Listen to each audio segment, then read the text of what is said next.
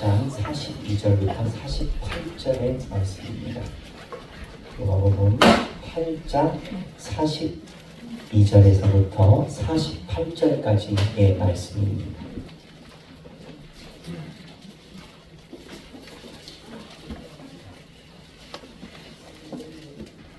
다 함께 한 목소리로 공독하시겠습니다. 이는 자기에게 12살 된다 되면서 죽어가기니라. 예수께서 가실 때에 무리가 밀려들더라. 이에 12해를 혈루증으로 앓는 중에 아무에게도 고침을 받지 못하던 여자가 예수의 뒤로 와서 그의 옷가에 손을 대니 혈루증이 즉시 그쳤더라. 예수께서 이르시되 내게 손을 댄 자가 누구냐 하시니 다 아니라 할 때 베드로가 이르되 주여 우리가 알려보아이나이다. 예수께서 이르시되 내게 손을 댄 자가 있도다. 이는 내게서 능력이 나올 줄 알미로다 하시되 여자가 스스로 숨기지 못할 줄 알고 떨며 나와 엎드려 그 손을 댄 이유와 곧 나는 것을 모든 사람 앞에 사랑하니 예수께서 이르시되 딸아 내 믿음이 너를 구원하였으니 평안히 가라 하시더라. 아멘. 이 말씀은 살아계신 하나님의 말씀입니다. 오늘 본문은 우리가 잘 아는 내용입니다. 혈루증 여인에 관련된 내용이죠. 혈루증 걸린 여자가 길을 지나가시는 예수님의 옷깃을 만져서 치유를 받았고 그것에 대해서 고백한 내용입니다. 아마 모르는 기독교인 거의 없을 겁니다. 일반인도 알지 않을까 이렇게 생각을 합니다. 그런데 이 혈루증 여인에서 우리가 생각할 특이한 점이 있습니다.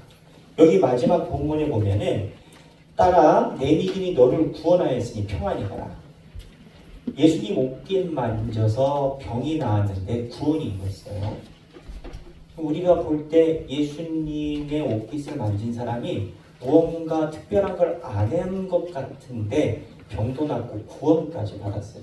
이게 조금 우리가 집중해야 되는 부분이다라는 생각이 들고, 또 하나 이 본문에서 우리가 자연스럽게 생각을 가져야 되는 질문이 있습니다. 왜 이 질문을 가져야 되냐면 이 본문은 예수님이 말씀하시는 방향 그리고 누가가 이야기하는 방향이 살짝 우리가 알고 있는 것과 다릅니다. 우리가 알고 있는 건 뭐냐? 우리는 기적이 일어났다. 이쪽에 초점이 있는데 이 누가와 예수님이 보이신 기록은 그 방향을 넘어서 있습니다. 그 넘어서 있는 것에 대한 합리적인 질문이 뭐냐? 자, 생각해 보십시오.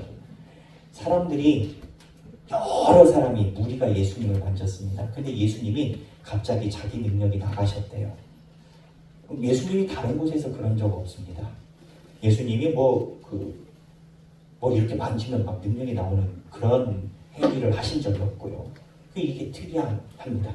두 번째는 예수님이 자기 능력이 나가는 걸 아시는데 누가 내 옷깃을 만져서 능력이 역사되는지 예수님이 모르실까요? 예수님의 능력이 지금 나가고 예수님의 능력이 나갔다라고 예수님이 얘기를 하시는데 예수님이 모르실까요? 아시죠? 근데 예수님이 왜 물어보느냐 이런 겁니다. 그것도 누가 내 옷깃을 만져서 치유됐다 선포하는 방향이 아니고 그 여자가 이야기하게끔 물어보십니다. 다른 기적에서는요, 예수님이 직접 병자를 앉혀놓든지 귀신 들린 사람을 갖다 놓든지 그래서 그 앞에서 기적을 딱 행하시는데 이 본문 특이한 게 예수님이 지나가다가 옷깃을 누가 만져서 나갔다고 하시고 누가 나갔냐 모르신다는 거예요. 정말 모르시냐? 아니라는 거죠. 그러면 예수님이 이러한 모습을 보인 데는 이유가 있다는 겁니다. 그 이유가 오늘 제가 여러분들과 함께 묵상하고자 한 누가복음에 저술을 한 누가가 예수님이 지금 이 현장에서 이야기하시고 있는 핵심을 바라보게 하는데 중요한 키워드입니다. 기적을 넘어서입니다. 그래서 이 이야기를 여러분들과 함께 잘 묵상해 보려고 합니다. 이 묵상을 시작하려면 어디서부터 나가야 되느냐? 혈루증 여인부터 나가야 됩니다. 혈루증 여인. 이 혈루증이 뭘까요? 성경에 나와 있는 병들은 의학적으로 지금 현대의학으로 정확하게 뭔지 규명하기가 쉽지 않습니다. 왜냐하면 환자분들이 다 이미 땅에 먼지가 되어 계셔서 안 계시기 때문입니다. 그리고 그때 의학 용어와 지금 의학 용어가 정확하게 일치하지도 않기 때문입니다. 근데 하나 확실한 건 혈루증은 원문 그대로라면 피 흘리는 병입니다. 어떻게 피가 나는지는 모르겠으나 피 흘리는 병이에요. 근데 이 혈루증 가진 여자는 이 혈루증이 가지고 있는 제한 조건을 잘 알고 있습니다. 그게 뭐냐? 자기가 피 흘리는 동안에는 사람을 접촉하면 안 됩니다. 그러니까 레위기 15장에 의하면 이 혈루증 가진 여자랑 접촉한 사람들은 싹 부정해집니다. 그래서 혈루증 가진 여자가 예수님 앞에 나간다라는 것은 레위기의 정결법에 규정한 정결 예식을 위반하고 많은 군중들에게 악을 끼치는 행위가 될 수 있다는 것을 본인이 합니다. 그런 법이 어디 있을까요? 레위기 15장 보겠습니다. 레위기 15장 빠르게 보겠습니다. 제가 레위기 15장, 레위기는 어디에 있냐면 구약이고 창세기, 출애굽기, 레위기, 그 다음에 레위기입니다. 레위기 15장인데 제가 레위기 15장을 빨리빨리 살펴보겠습니다. 여호와께서 모세와 아론에게 말씀하여 이르시되, 레위기 15장 1절입니다. 이스라엘 자손에게 말하여 이르라. 누구든지 그의 몸에 유출병이 있으면 그 유출병으로 말미암아 부정한 자라. 유출병도 정확히 뭔지 모릅니다. 그러나 하나 확실한 건 혈루증처럼 피가 나오는 병입니다. 같은 병으로 봅니다. 그래서 유출병이 있으면 부정한데, 보면 그의 침상을 접촉하는 자 부정해지고요. 그의 옷깃을 만진 자도 부정해지고요. 그리고 그와 함께 무엇을 하든, 심지어는 이 유출병 있는 사람이 말에 안장을 타면 안장도 부정해지고요. 유출병 있는 자가 12절에 보면 만진 질그릇은 깨트려버리고, 이 병을 가진 사람이 만진 그릇은 다 깨트려버리라는 겁니다. 나무 그릇도 다 물로 씻고, 7일이 지난 후에야 옷을 빨고 8일날 14절에 산비둘기와 집비둘기 2마리를 가져와서 15절에 제사장에게 속죄제로 번제제로 드려야 예배를 마쳐야 정결해집니다. 복잡하죠. 여하튼 레위기 15장에 의하면 이 유출병이 있는 사람은 주변에 접촉하면 안 되고, 이렇게 질그릇이 사기 독이거든요. 그 당시에는 사기가 없었으니까 이렇게 그릇을 유출병 있는 자가 만지면 깨뜨려 버려야 되는 겁니다. 그릇집 가서 한번 싹 훑어버리면 정결법에 하면 난리 나겠죠. 근데 이 정결 규정을 혈류증 걸린 여자가 아냐 모르냐? 모를까요? 압니다. 그러니까 이 여자가 사람들의 눈을 속이고 옷을 입고, 아마 옷을 입으면 안 보이나 봅니다. 옷을 입고 물이 회중 중에 나온 겁니다. 근데 이게 정말 위험한 게, 유출병은요 조금 오래 있으면 피냄새가 나요. 사람이 몸에서 피를 흘리면 코피마저도 주변에 있는 사람이 피냄새가 났습니다. 오래 있으면은 불통납니다. 근데 이 유출병이 있는 사람이 회중에서 만약에 발각이 되면 주변에 접촉한 사람들 다 부정해져 버리는 겁니다. 그러면 예배를 못 드려요. 그리고 예배도 못 드리고 정결해질 때까지 장사도 못 합니다. 부정이 있는 상황이라. 그러니까 이 혈류증이 있는 여자가 예수님 앞에 나올 때는 굉장한 결단이 필요한 상황인 겁니다. 본인이 만약에 예수님을 만져서 치유가 되지 않는다라고 생각이 들면 이 여자는 집 밖에 나오지 않았을 겁니다. 그러니 지금 이 본문에서 혈류증 걸린 여자가 한 행동은 예수님한테 모든 걸 다 걸어버린 거예요. 그리고 나서 나와서 예수님을 만졌습니다. 오늘 예수님이 말씀하신 누가복음 8장에 보면요, 사실 예수님을 만진 사람이 이 여자만 있는 게 아닙니다. 그래서 제가 그 생각을 합니다. 예수님이 지나갈 때 예수님이 능력이 있으시니까 사람들이 옷깃을 만지면 옛날 말로 뭐 복이라도 받을까 싶어서 많이 만졌던 것 같아요. 그래서 여기 보면 베드로가 45절에 베드로가 이르되 주여 우리가 밀려들어 미나이다.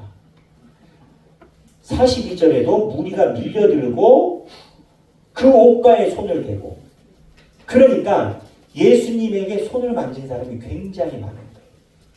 근데 이때 예수님이 이야기를 합니다. 누가 내 옷을 만졌어? 분위기 어떻겠습니까? 싸해지죠. 뭐 예를 들어서 목사님이, 유명한 목사님이 있으신, 다 악수하고 싶어가지고 다 줄 서서 악수하는데 갑자기 목사님이 악수하다가 손을 딱 내리고, 누가 내 손을 만졌습니까? 이 정색하는 거예요. 그러면 사람들이 뭐 어떻게 해야 되냐? 아이고 목사님 죄송합니다. 뭐 제가 안 물어보고, 이런 분위기가 돼야 되잖아요.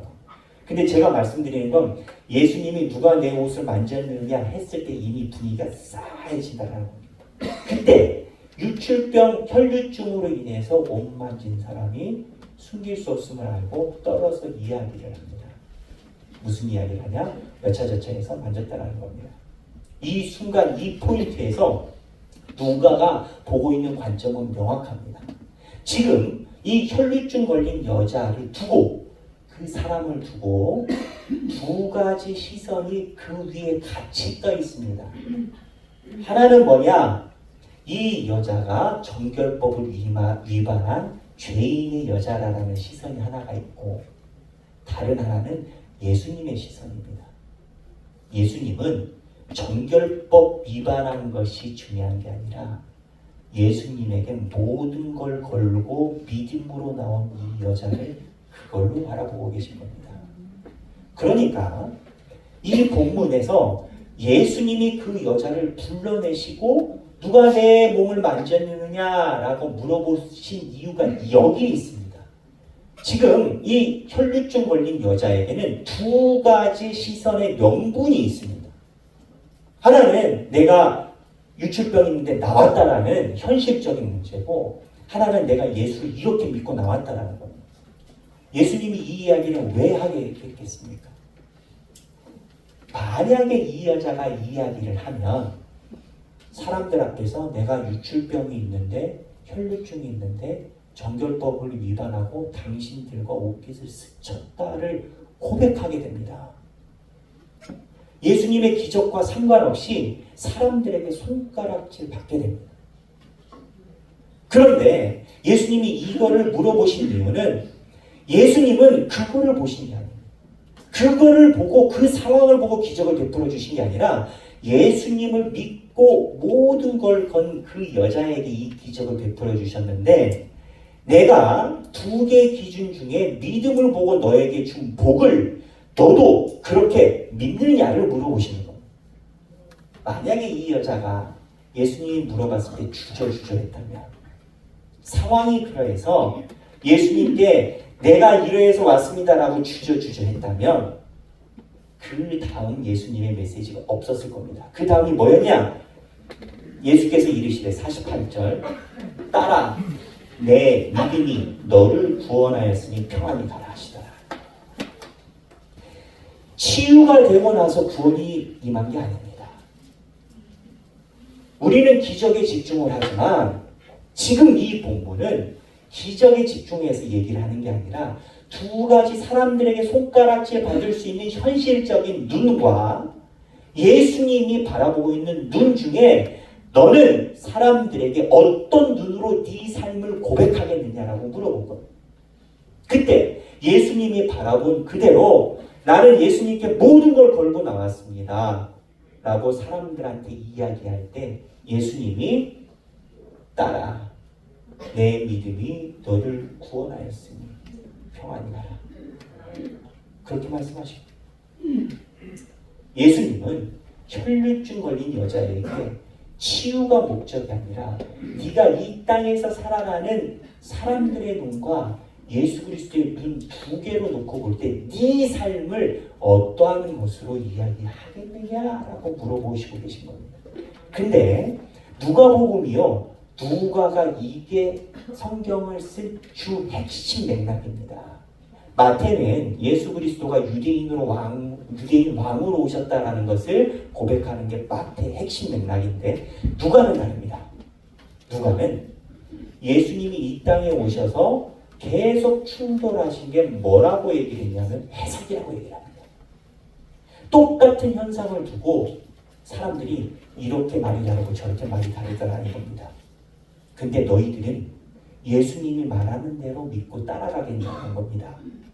누가복음을 훑어보면 그렇습니다. 예수님이 귀신을 쫓아냈어요.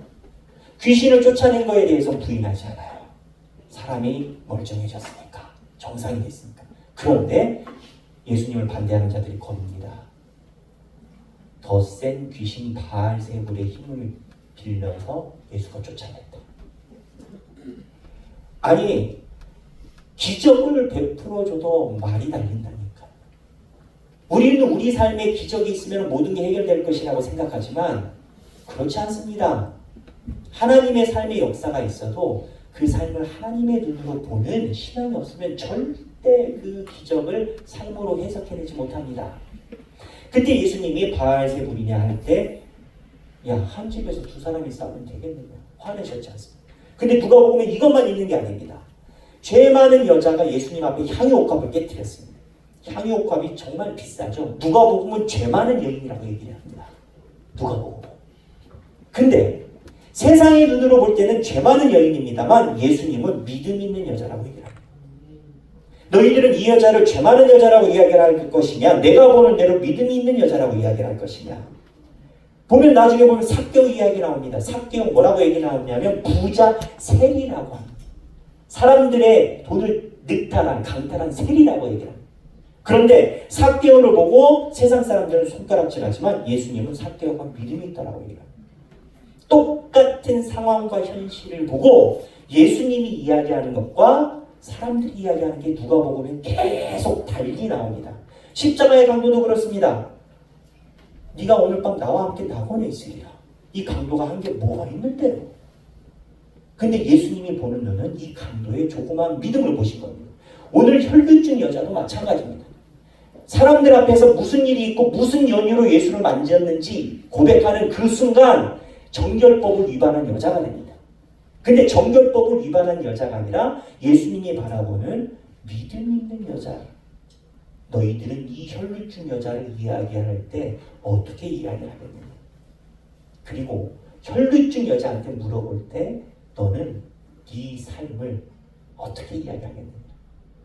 마치 예수님 오랫동안 먹었던 녹용 이제야 약효를 발휘했나 봐요. 이렇게 혈류증을 이야기를 할 것이냐. 아니면 예수님이 손을 댔더니 주님의 능력에 의해서 내가 나았습니다라고 얘기를 할 것이냐.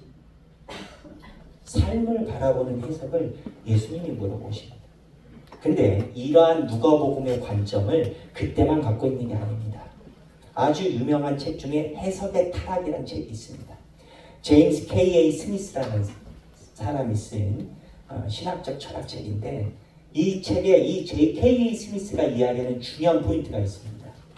아담과 하와가 에덴 동산에 있을 때는요, 해석이 하나님과 같았답니다.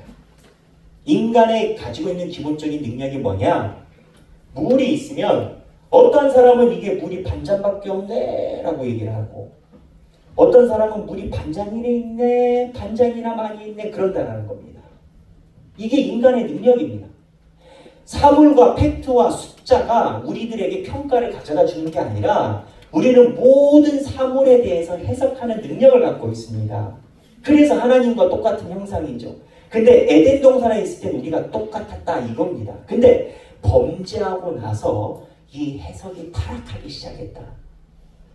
바로 인간 중심적으로 사물을 해석하고 이야기하기 시작했다. 그 스미스라는 사람이 이야기하는 게 포인트가 이건 겁니다. 그러니까 에덴 동산 이후로 줄기를 따라서 온 것이 지금 정결 예식으로 부정한 여자이냐 아니면 예수 그리스도를 강하게 믿은 여자이냐라고 당신도 고백하시고 사람들도 그렇게 볼 것이냐. 예수님이 지금 시각을 삶을 해석하는 눈을 지금 우리에게 바둑판을 뒤엎듯이 확 뒤엎고 계신 겁니다. 근데 그 이야기가 우리랑 멀지 않습니다. 왜 멀지 않지 않은지 아십니까? 여러분, 하나님 앞에서 우리는 우리의 삶을 어떻게 이야기를 하십니까? 하나님, 내 삶이 끊임없이 힘들고 어렵다라고 고백하십니까? 하나님, 내 삶이 인간적인 눈에, 세상적인 눈에 의해서 실패해 보인지 모르지만 나는 주님의 은혜로 날마다 예수 그리스도를 구주로 고백하고 말씀과 기도로 살아냈습니다. 이것이 은혜입니다라고 고백을 하시겠습니까? 돈이 좀 많아지면 우리의 입술과 삶을 바라보는 해석이 달라질까요? 그러면 그 정도 수준에 계신 분들을 만나보십시오. 자기 삶을 바라보는 것이 우리가 기대하는 것처럼 그렇게 이야기를 할 수가 있는가? 돈에 대한 자랑, 권력에 대한 자랑, 있음을 이야기할 수 있습니다만 그 삶을 주님께서 나에게 주신 축복이다라고 해석하는 능력은 그 위치에 간다 해서 생기는 것이 절대 아닙니다. 그거는 예수 그리스도의 눈으로 내 삶을 바라보는 믿음이 있어야만 가능한 겁니다. 오늘 혈루증 여인 사건에서 예수님은 우리에게 정확하게 얘기하십니다. 너희들은 이 여자를 정결법을 위반한 여자로 볼 것이냐, 믿음의 여자로 볼 것이냐. 또한 내가 너희들 삶에 기적과 만짐을 행하고 있는데 너희들은 너희들 삶에 있는 내가 만진 기적을 믿음이라고 볼 것이냐, 아니면 삶에 일어났던 우연의 일침, 어쩌다 보니 하다 보니요, 이렇게 이야기를 할 것이냐. 이거를 우리에게 물어보고 계십니다. 사랑하는 우리 하길교회 성도 여러분, 우리는 혈루증 걸린 여자가 그러하였듯이 주님의 능력이, 내가 왜 주님의 능력에 손을 댔고 주님이 내 삶에서 어떻게 역사하셨는지 고백하는 우리 모두가 되시길 주님의 이름으로 축원합니다. 오늘 여러분들과 함께 찬양하고 싶은 찬양이 있습니다. 송명희 시인이 쓴 나 가진 재물 없으나 라는 찬양입니다. 오늘날 내가 만난 예수님이 나를 만져주시는데, 내가 이 땅에 태어나서 예수 그리스도를 알게 됐고 구원받은 게 축복이고, 내 몸이 비록 이런지 모르지만 하나님이 그러다 보니 다른 사람들보다 나를 너무 사랑해 주시고, 내가 눈물을 흘릴 때 혼자인 줄 알았는데 예수 그리스도가 내 눈물을 닦아주고 계시고, 내가 외로운 모래바퀴를 혼자 걷는 줄 알았는데 주님이 나와 동행하고 계시고, 그러니 내 삶이 주님의 은혜로 축복받은 삶이다 고백하는 찬양입니다. 다 함께 하나님께 찬양을 드리겠습니다.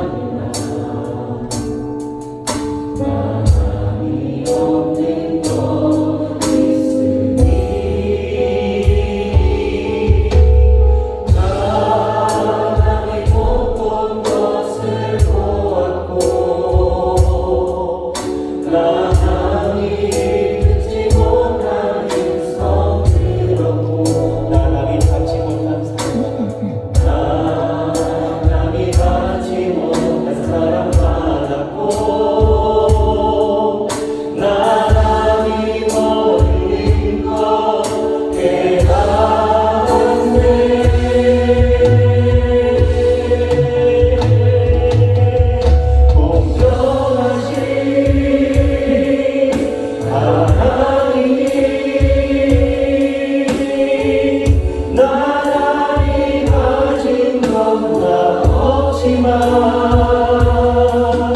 공평하신 하나님이 나란히 없는 것 함께 하셨네. 나 가진 재물 없으나 나 가진 재물 없으나 나날이 가진 지식 없으나 나 남에게 있는 건강이 있지 않으나 나날이 없는 것 있으리라. 나 가진 재물 없으나 나날이 가진 지식 없으나 나 남에게 있는 건강이 있지 않으나 남이 없는 것 있으나 남이 없는 것 있으니 나람이 먹은 것을 보았고 나람이 먹은 것을 보았고 남이 듣지 못한 음성 들었고 듣지 못한 음성 들었고 나람이 받지 못한 사랑 받았고 나람이 모르는 것 깨달았네.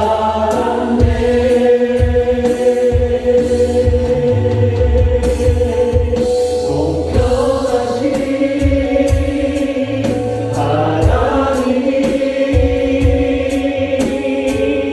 나란히 가진 건 나 없지만 공평하신 하나님이 나란히 없는 것 함께 공평하신 하나님이 남이 가진 건 없지만 공평하신 하나님이 나란히 가진 건 나 없지만 공평하신 하나님이 나란히 없는 것 함께 하셨네. 성령님의 인도하심을 따라서 잠깐 기도하겠습니다. 기도하시겠습니다. 하나님 아버지, 세상에 계신 주 우리의 삶을 아버지, 우리가 지금 아버지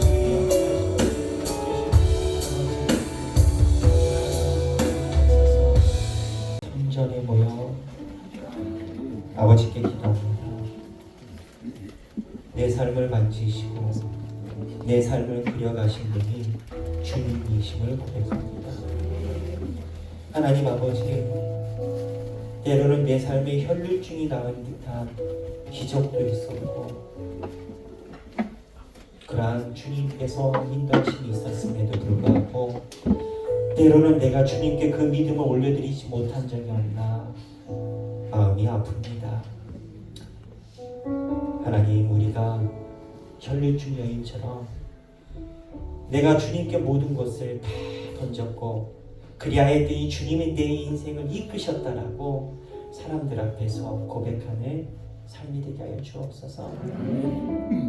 내가 가난하면 가난한 중에도 주님이 이끄셨다 고백하고 내가 부자이면 부자인 것도 주님이 이끄셨다고 고백하는 우리의 모든 삶이 되게 하여 주옵소서. 감사드리며 사랑이 많으신 예수님 이름으로 기도합니다. 아멘.